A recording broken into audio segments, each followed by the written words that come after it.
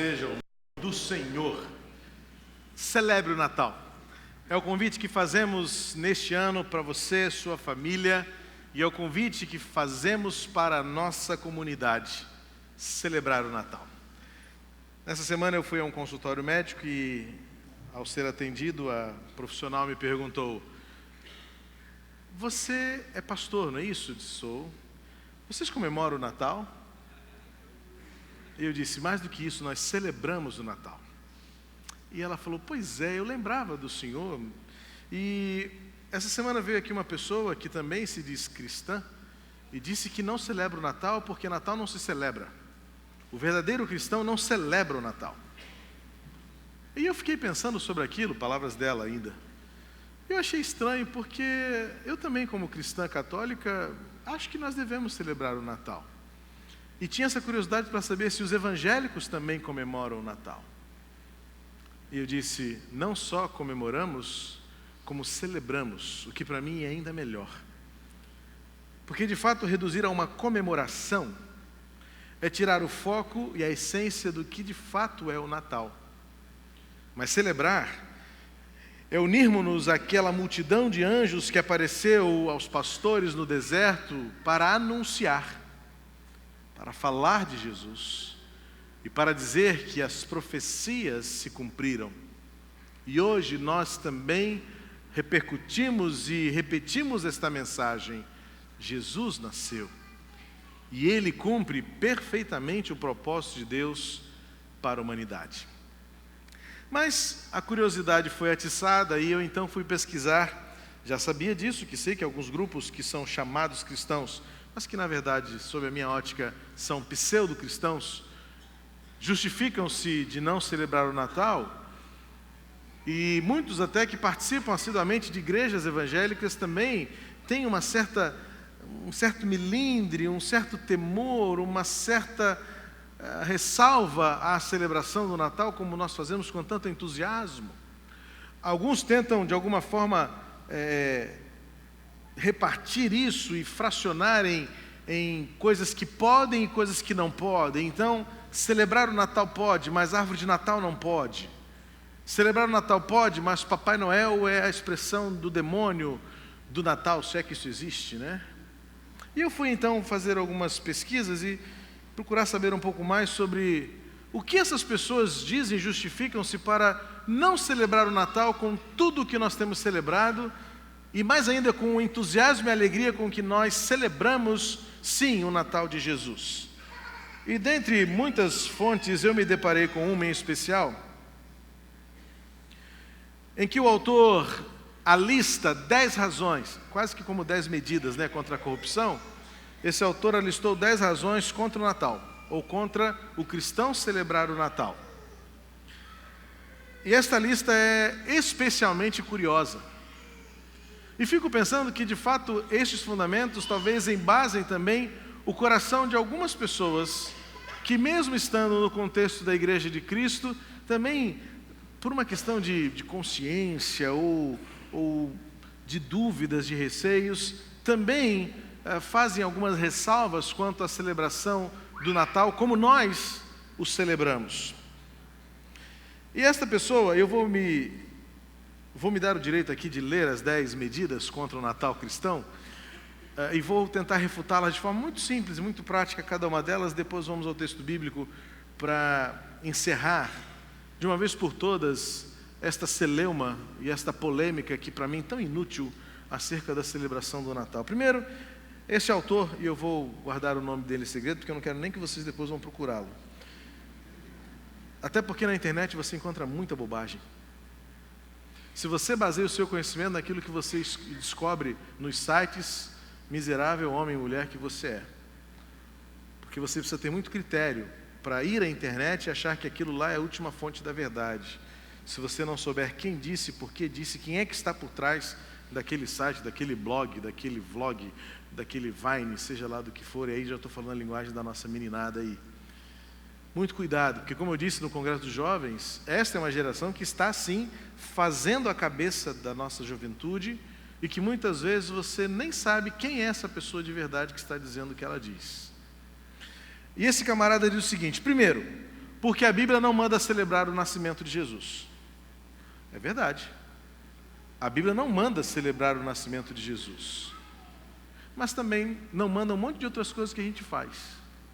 Por exemplo, a Bíblia não manda a gente se reunir todo domingo 3 vezes. No nosso caso, ou pelo menos 2 vezes, como a maioria das igrejas faz, domingo de manhã e domingo à noite. E ai de pastor que invente de acabar com um dos cultos.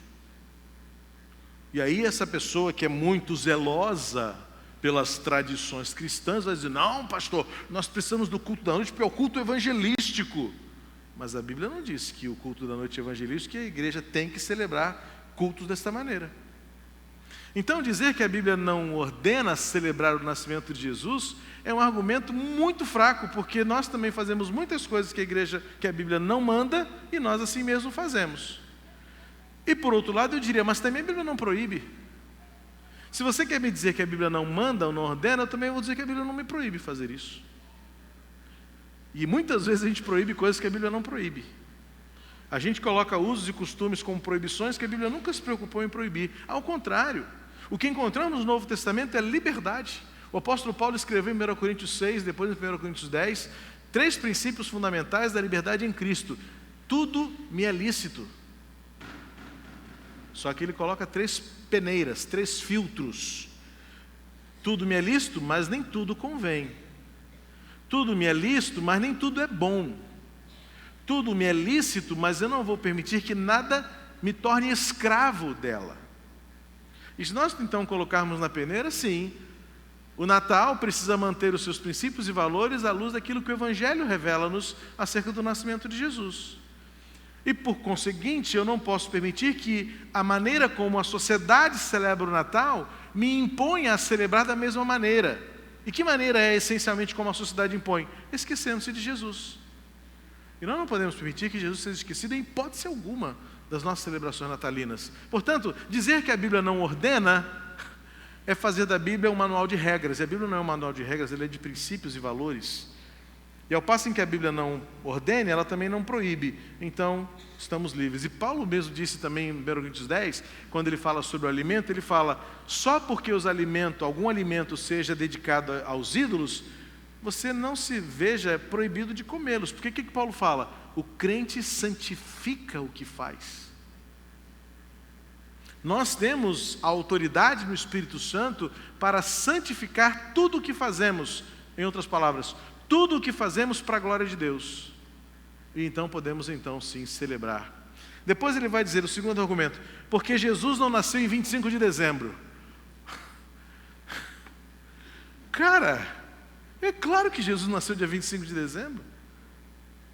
E você, durante toda a sua vida, nos seus 60 anos, Carlos, nos seus 70 anos de vida, por exemplo, todos os anos você já comemorou seu aniversário no dia do seu nascimento? Talvez muitos aqui nunca tenham comemorado antes, porque dá azar. E alguém até me corrigiu no culto da noite, dá má sorte, pastor. É porque crente não fala azar, né? Igual crente não fala câncer, aquela doença. Aquela doença. A gente criou uma geração de crentes brasileiros supersticiosos, que só Deus para ter misericórdia de nós mesmo. Crente que levanta sexta-feira 13 pedindo a Deus para abençoar nessa sexta-feira de horror. E aí então, crente que não comemora o aniversário antes da data porque isso dá mau agouro. Então ou você comemora no dia ou depois, nunca antes. Ah, para com isso, gente. Mas você celebra a Páscoa. E você alguma vez já atentou para o fato de que cada ano a Páscoa cai num dia diferente? Porque está atrelado ao calendário lunar. Que era como os israelitas baseavam a sua celebração da Páscoa segundo o seu calendário das luas.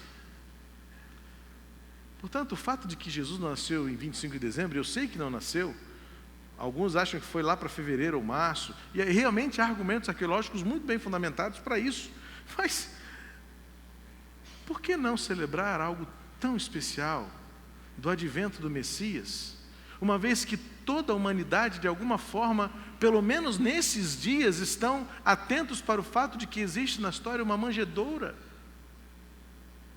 e que é tão preciosa que mudou e dividiu a nossa história em 2 eras, antes dele e depois dele. E ainda que a humanidade não se curve diante dele como nós nos curvamos e nos prostramos como o Senhor da glória, pelo menos a história está aí para não deixar dúvida. Jesus veio ao mundo, ele nasceu. E já que os anjos celebraram o seu nascimento, vamos também celebrá-lo. O terceiro argumento que esse camarada diz é o seguinte, essa é bonita mesmo, senhor. Presta atenção. A igreja do Senhor está vivendo a época profética da festa dos tabernáculos. Eu não sei de onde ele tirou esse negócio. Eu não encontro no Novo Testamento que a igreja vive a sua era profética. Aliás, eu não... Bom, vamos lá, eu não encontro. A minha eclesiologia neotestamentária não vê esse tipo de expressão no Novo Testamento para dizer que a igreja tem a sua época profética. E ainda mais festa dos tabernáculos. O Novo Testamento não diz que a igreja de Jesus Cristo vive a era profética da festa dos tabernáculos. E o que era, segundo a visão dele? A festa dos tabernáculos preparava o caminho do advento. E ele diz o seguinte: e se você prepara o caminho para ele nascer, não prepara o caminho para ele voltar. É assustador, irmãos. Como a mente humana tem a capacidade criativa de elocubrar os negócios loucos. Esse camarada disse que o cristão verdadeiro não celebra o Natal, porque se você celebra o Natal, você não está esperando a volta de Jesus, está esperando o nascimento dele. Nunca na minha vida, nesses meus longos 44, quase 45 anos, eu achei que Jesus não tivesse vindo. Ele veio. E desde que ele veio, ele está voltando, eu aguardo a volta dele. Mas não é porque eu estou aguardando ele voltar que eu vou deixar de anunciar repetidamente à minha geração que Cristo nasceu e celebrar essa alegria. A quarta justificativa para este homem é que o Natal é uma festa que centraliza a visão do palpável e esquece do que é espiritual. Bom, eu quando celebro o Natal, irmãos, eu nunca esqueço o espiritual. A mensagem central do Natal é Jesus Cristo. Por mais cores, por mais cheiros, e como eu gosto dos cheiros do Natal, os sabores então, nem se diga. Mas desde que eu me entendo e me lembro de gente, como gente, eu me lembro de sentar à mesa com a família reunida, meus pais, meus tios, meus avós, e hoje repito isso com a minha família, minha filha, minha esposa, meus sobrinhos. Nós não abrimos a refeição sem antes em família celebrar que aquilo que estamos fazendo é porque existe uma manjedoura na história. Então a gente está jogando na lixeira do nosso tradicionalismo, pela culpa da nossa ignorância ou da nossa insensibilidade, aquilo que é extremamente essencial. Não é porque as pessoas se esqueceram de Jesus que eu vou dizer que a celebração do Natal se esqueceu de Jesus, porque a minha celebração do Natal tem Jesus. A celebração do meu Natal é Jesus. O cântico que eu canto no Natal não é Papai Noel, é Jesus Cristo nascendo no meu coração. E porque os outros se esquecem, é que eu devo então mais ainda insistir na proclamação, na correção, mas não me isentar, não me silenciar, não adotar esta postura tão hipócrita e tradicionalista de dizer para uma médica num consultório assim: eu sou cristão verdadeiro, eu não celebro o Natal. Porque isso é escândalo para ela. Ela me procurou escandalizada, dizendo: pastor, é isso mesmo? O verdadeiro cristão não celebra o Natal? No versículo 5... tique de pastor pregador. O item 5 desse cidadão diz o seguinte: porque o Natal se tornou um culto comercial que visa render muito dinheiro. É verdade, irmãos. Esse camarada tem razão. Nas últimas eras, o Natal se tornou comércio. Já é Natal na loja coisa e tal. Você já aprende essa musiquinha, ela fica na sua cabeça o tempo todo. Vira clichê, vira carimbo nas nossas brincadeiras. E de fato, o mundo transformou o Natal no comércio, mas também transformou o Dia das Mães em comércio, também transformou o Dia das Crianças em comércio, também tornou o casamento em comércio, irmãos. E nem por isso nós deixamos de agradecer a Deus pela vida das mães, não deixamos de fazer casamento, não deixamos de celebrar o Dia das Crianças, porque de alguma forma os nossos valores são sempre convergidos para aquilo que é eterno. E nós precisamos ainda levantar a bandeira de que o mundo precisa sim corrigir-se, de que Natal não é comércio, é Jesus. Mas isso não significa dizer que eu não vou celebrar o Natal, por causa do erro dos outros. O item 6, ele diz assim: porque esta festividade está baseada em culto a falsos deuses nascidos da Babilônia. Não. A festividade está baseada no Evangelho de Jesus Cristo. A festa existe porque Jesus nasceu. Se em algum momento o paganismo quis se apropriar da mensagem, ou então em algum momento os mensageiros quiseram se apropriar do paganismo, é responsabilidade de cada um, mas isso não afeta a essência.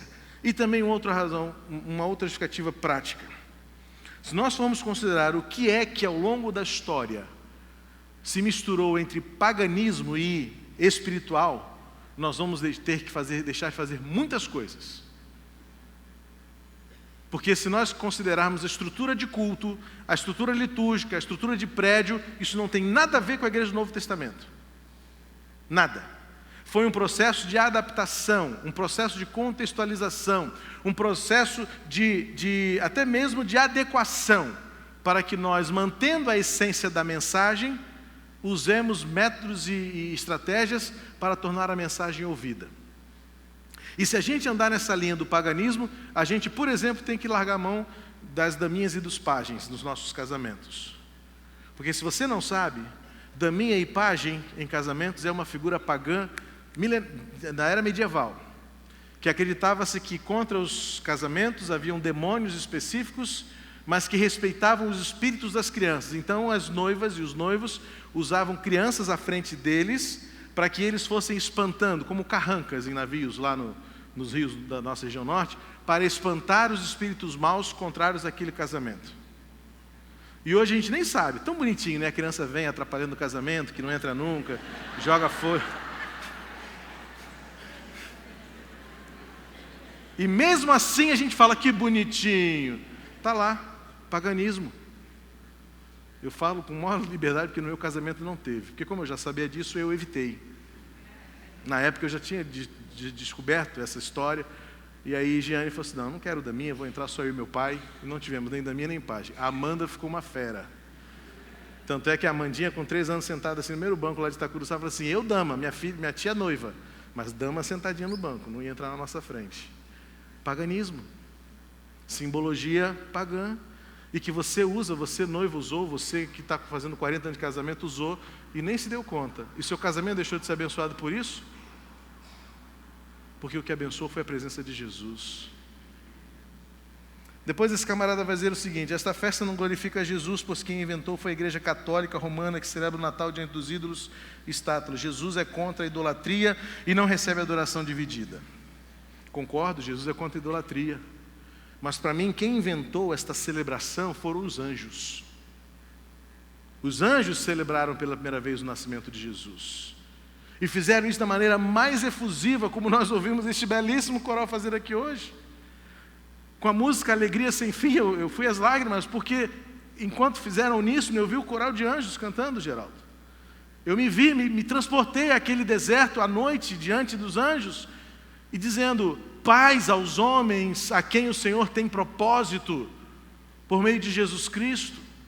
Então, para mim, quem inventou a celebração do Natal não foi igreja alguma, foram os anjos, que romperam os céus à terra para dizer: Cristo nasceu entre vocês, cantem, é boas novas, o mundo precisa de paz, o mundo conhecerá a paz por meio de Jesus. Ele vai dizer também, porque os adereços de Natal são verdadeiros altares de deuses da mitologia antiga, que na verdade são demônios.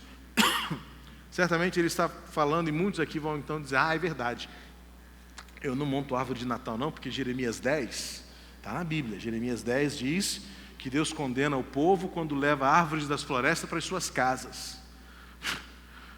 Lá em Jeremias tinha Natal? Para Deus estar condenando pinheirinho de Natal? Presta atenção, irmão, vai ler a Bíblia direito. Em Jeremias 10, o que Deus está condenando Era porque o povo ia às florestas, cortavam árvores, traziam para as suas casas, tiravam suas folhas e seus galhos e faziam esculturas com aquela madeira. E prostravam-se diante daquelas imagens feitas por suas próprias mãos. E Deus então os condenava por isso. O que é a árvore de Natal então? Tem uma simbologia pagã que simboliza a fertilidade, que simboliza a prosperidade. Na minha casa, desde que eu entendo por gente, eu nunca me prostrei diante da árvore. Era só mais um enfeite como um vaso de plantas que mamãe colocava durante o ano inteiro. Só que no Natal a gente usava a árvore de Natal para lembrar-nos que o Natal chegou. E lembrar-nos que Natal é Jesus. Porque ao lado do Natal havia ali um presépio. E eu nunca me prostrei diante do presépio. Mas é idolatria ter um presépio. Irmão, são símbolos. Símbolos que nos remetem à verdade. Símbolos que não podem ser substitutos da verdade, mas que de alguma maneira nos ajudam a visualizar, que nos ajudam a perceber que há algo maior, que há algo especial. E dizer que a Bíblia condena o pinheirinho, porque em Jeremias 10 Deus condenou as pessoas levarem árvores das florestas para casa, é usar o texto totalmente fora do seu contexto. Respeite o contexto bíblico. Leia a Bíblia com seriedade. Não use a Bíblia para acomodá-la aos seus conceitos prévios, mas ajuste a sua visão, ajuste o seu procedimento, ajuste a sua percepção àquilo que a Bíblia ensina, essencialmente pura e verdadeira. O item 9 ele vai dizer de novo assim, mesma expressão interessante: o Natal de Jesus não tem mais nenhum sentido profético, pois na verdade todas as profecias que apontavam para a sua vinda à terra já se cumpriram. É claro, não podemos ser condenados por estarmos dizendo que Jesus não veio ao mundo ainda. Claro, Ele já veio. Cantamos, as letras das músicas falam isso, as mensagens que pregamos falam isso, as encenações que fazemos falam isso. Jesus veio. E agora nós já aguardamos a sua vinda, sim, Ele virá. Portanto, dizer que não podemos celebrar o Natal porque a celebração do Natal é dizer o que já aconteceu, como um tom profético, não. Ao contrário, nós celebramos porque nós já vimos o que aconteceu. E por último ele vai dizer assim: a festa de Natal traz em seu bojo um clima de angústia e tristeza. Claro, com esse sentimento, meu irmão, o que você tem no seu coração é angústia, é mágoa. O seu coração está cheio de ódio para você ter esta visão da vida e do mundo. É verdade que a festa de Natal traz no seu bojo um clima de angústia e tristeza. O que muitos dizem ser saudade de Jesus, mas na verdade é um espírito de opressão que está camuflado, escondido atrás da tradição romana que se infiltrou na igreja evangélica e que precisamos expulsar em nome de Jesus. Não, meu irmão, essa pregação para mim não cola. Não. Natal para mim é alegria. Natal para mim é alegria e esperança. Ainda mesmo que naquela celebração eu possa sentir a ausência de queridos meus que não estão mais aqui. Ainda que possa ser para muitos esse ano a primeira celebração de Natal sem um querido que o Senhor levou à glória. Mas no fundo, o que nós celebramos no Natal é a vida que Deus nos deu por meio do menino que nasceu na manjedoura.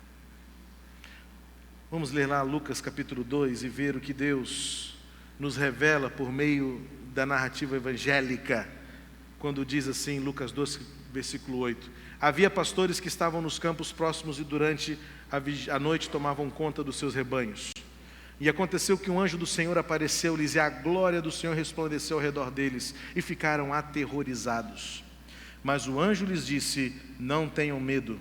Estou lhes trazendo boas novas de grande alegria que são para todo o povo. Hoje na cidade de Davi lhes nasceu o Salvador, que é Cristo o Senhor. E isso lhes servirá de sinal: encontrarão o bebê envolto em panos e deitado numa manjedoura. De repente, uma grande multidão do exército celestial apareceu com um anjo louvando a Deus, dizendo: glória a Deus nas alturas e paz na terra aos homens aos quais Ele concede o seu favor. Quando os anjos os deixaram e foram para os céus, os pastores disseram uns aos outros: vamos a Belém e vejamos isso que aconteceu e que o Senhor nos deu a conhecer. Então correram para lá e encontraram Maria e José e o bebê deitado na manjedoura.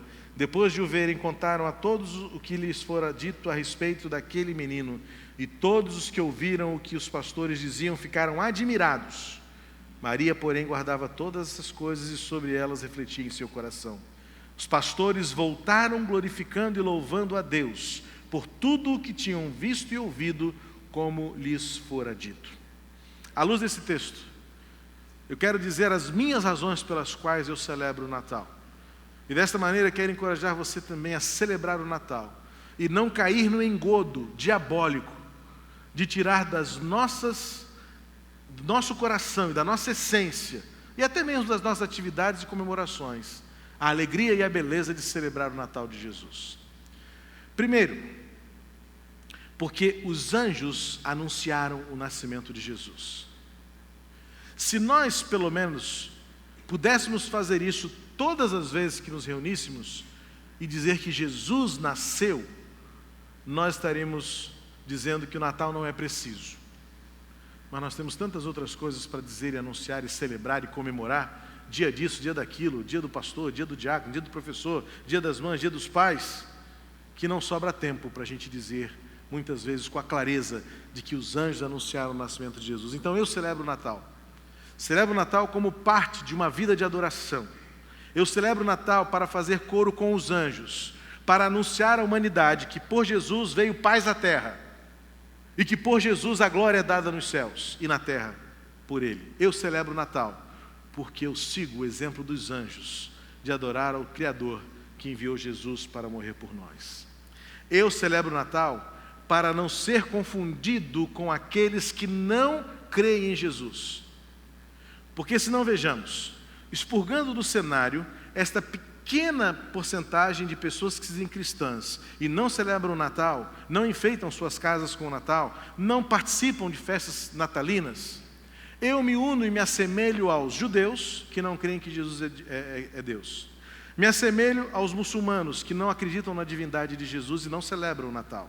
Me uno aos budistas que não acreditam em Jesus como Filho de Deus. Me uno aos hinduístas, me uno aos taoístas, me uno aos ateus, me uno a tantos outros que não reconhecem Cristo Jesus como Senhor e Deus, que não celebram o Natal sob essa justificativa, e eu não quero ser confundido com essas pessoas. Eu quero sim que a minha casa seja vista como uma casa enfeitada para o Natal, para que as pessoas saibam que dentro do meu lar nós celebramos Cristo vivo. Eu quero sim cantar cantatas de Natal, eu quero abrir as janelas do nosso edifício, eu quero enfeitar o nosso auditório, para que saibam que esta igreja crê que Jesus é o Filho de Deus, que nasceu no mundo para revelar a glória do Pai. Se eu abro mão disso, eu posso me parecer com os judeus, com muçulmanos, com hinduístas, com taoístas, com budistas ou com ateus, e eu não quero. Eu quero que saibam que eu amo Jesus. Por isso eu celebro o Natal. E também celebro o Natal porque não há oportunidade no ano mais convergente para que todos saibam quem é Jesus.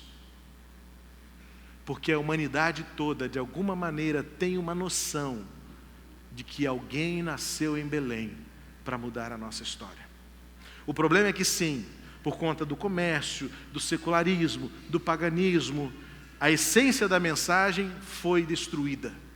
Mas Deus nos colocou como ministros da reconciliação. O nosso papel é corrigir o caminho da humanidade. O nosso papel é resgatar o homem do caminho da perdição. O nosso papel é dizer à humanidade, Cristo é Senhor. E se há ao longo de um ano, de um período de 12 meses, uma oportunidade como esta, não há. O Natal é a melhor época para lembrar à humanidade quem é Jesus. E por último, eu celebro o Natal, porque se podemos entender que a cruz e a sepultura vazia são o ápice da mensagem do Evangelho, estas realidades só existem porque há também na história uma manjedoura. Sem manjedoura não haveria cruz. Sem manjedoura não haveria sepulcro vazio. Por isso eu também celebro o menino da manjedoura, porque ele se tornou homem e morreu pelos meus pecados e vive para sempre. Eu não ignoro a manjedoura, e eu a celebro, eu canto, eu louvo e eu adoro. Os pastores voltaram dando glória a Deus e louvando a Deus por tudo o que tinham visto e ouvido.